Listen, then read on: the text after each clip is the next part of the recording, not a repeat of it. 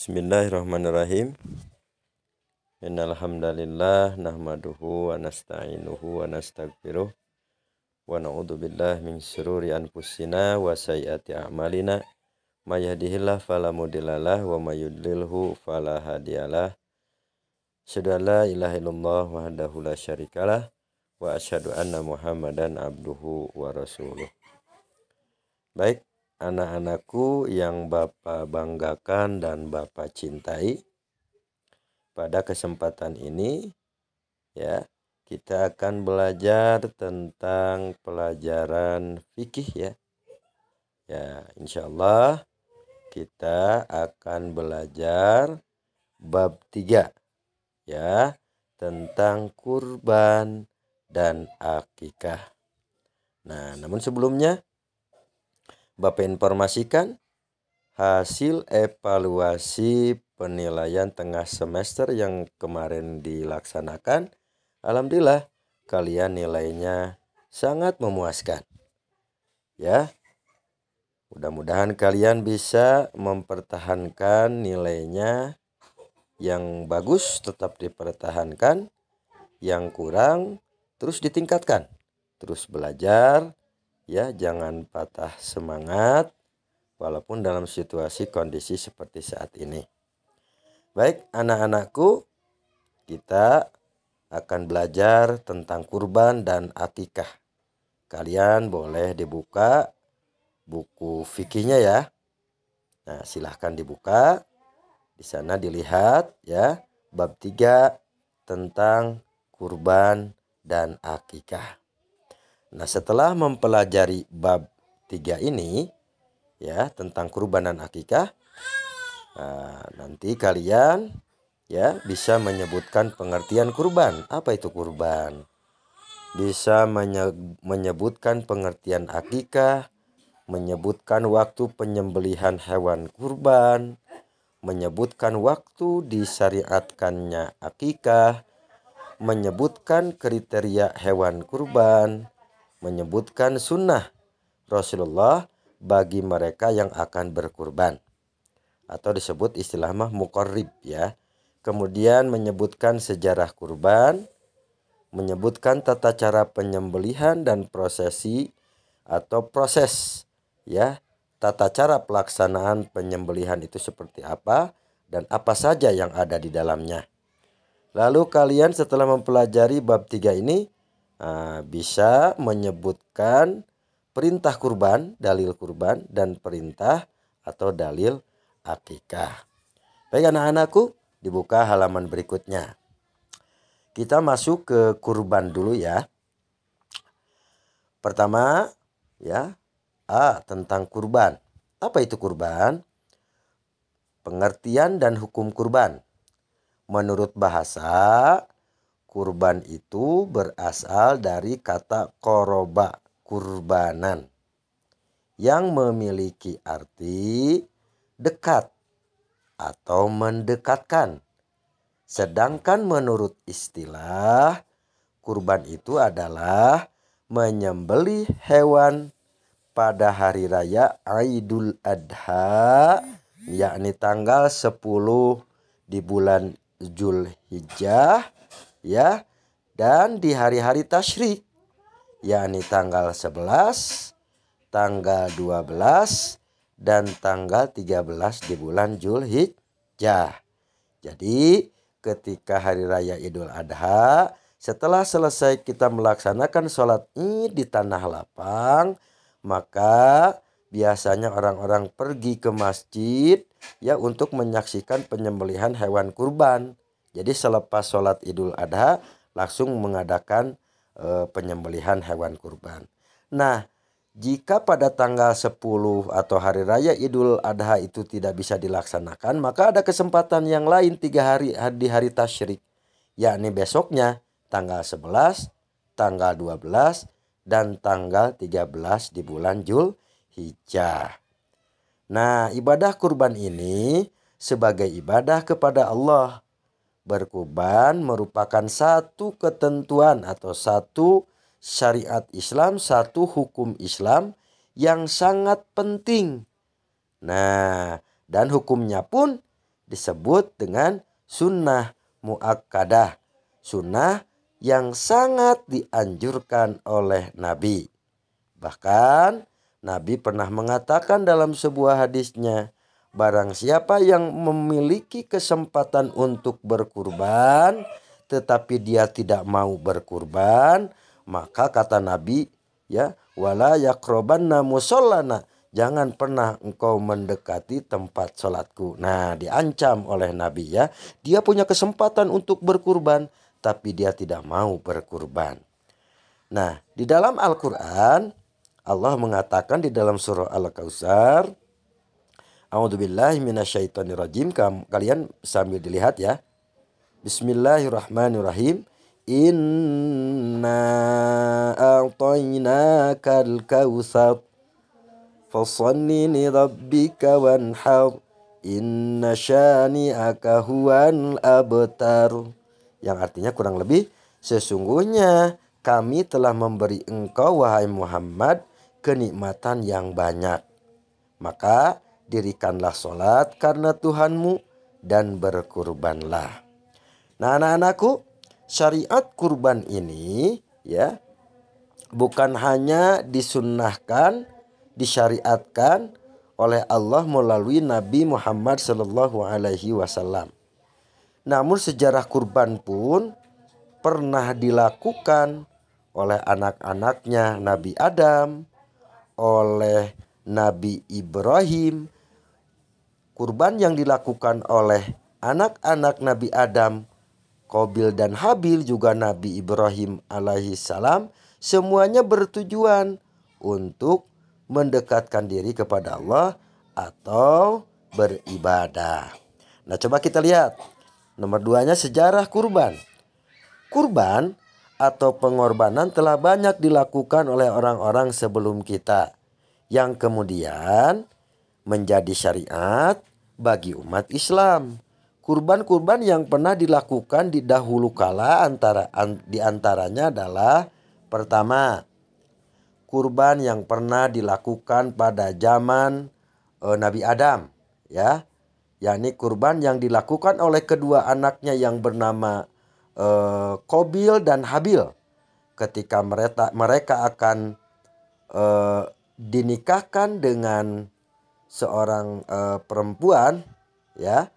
Nah, kemudian hal ini diabadikan oleh Allah dalam Al-Quran surah Al-Maidah ayat 27. Nah, jadi pertama, kurban selain disyariatkan untuk kita sebagai umat Nabi Muhammad, nah sebelumnya juga pernah dilakukan oleh anaknya Nabi Adam, yakni Qabil dan Habil. Kemudian yang kedua, B, kurban pada zaman Nabi Nuh. Nah, Nabi Nuh alaihissalam, yaitu ketika terjadi angin. Terjadi angin, ya.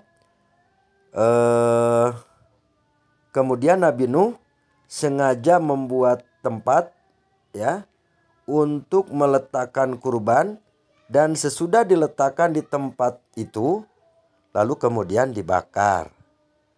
Nah, yang ketiga, C, kurban pada zaman Nabi Ibrahim alaihissalam, yaitu ketika beliau diperintahkan oleh Allah untuk menyembelih anaknya, yakni yang bernama Nabi Ismail alaihissalam, ya.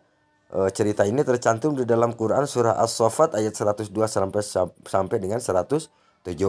Nah, jadi kurban pernah dilakukan oleh anak Nabi Adam, Qabil dan Habil, pernah dilakukan oleh Nabi Nuh, dan pernah dilakukan oleh Nabi Ibrahim alaihissalam. Nah, anak-anakku, kapan syariat kurban dilakukan? Kapan waktunya kita berkurban? Nah, waktu penyembelihan hewan kurban yaitu pada hari raya Idul Adha. Tanggal berapa? Tanggal 10 Zulhijjah. Dan dilaksanakan setelah selesai sholat Id, ya, sholat Idul Adha. Atau bisa juga dilaksanakan pada hari-hari berikutnya, ya, atau disebut dengan hari-hari tasyrik, yakni tanggal 11, 12, dan 13 di bulan Zulhijjah. Nah, penyembelihan hewan kurban tidak boleh dilaksanakan sebelum sholat Idul Adha. Jadi penyembelihan hewan kurban itu harus dilaksanakan setelah sholat Idul Adha. Nah, jadi kalau kita menyembelihnya sebelum sholat Idul Adha, maka itu bukan ibadah kurban, itu hanya penyembelihan biasa, tidak bernilai ibadah kurban di sisi Allah. Jadi setelah sholat Idul Adha. Nah, lalu bagaimana tata cara penyembelihan hewan kurban tersebut? Nah, pada dasarnya tata cara penyembelihan hewan kurban sama seperti penyembelihan hewan pada umumnya. Sama ya. Namun ada beberapa hal yang harus diperhatikan dalam penyembelihan hewan kurban. Pertama, disunatkan untuk membaca doa Bismillahi wallahu akbar. Nah, jadi ketika seseorang akan menyembelih hewan kurban tersebut, maka disunahkan oleh Nabi untuk membaca Bismillahi wallahu akbar dengan nama Allah, dan Allah lah yang maha besar. Berikutnya, kemudian yang harus dilakukan berikutnya adalah setelah kita membaca Bismillahirrahmanirrahim, ya, kemudian Allahu Akbar, selanjutnya maka kita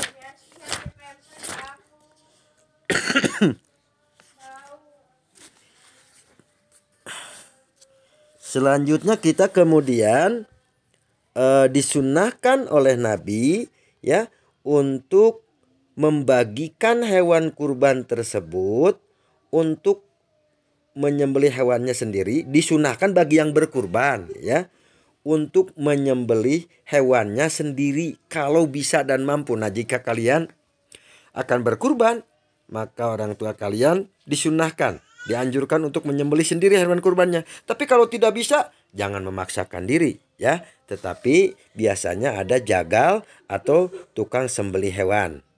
Nah, yang ketiga, jumlah hewan kurban 1 ekor kambing adalah untuk 1 orang.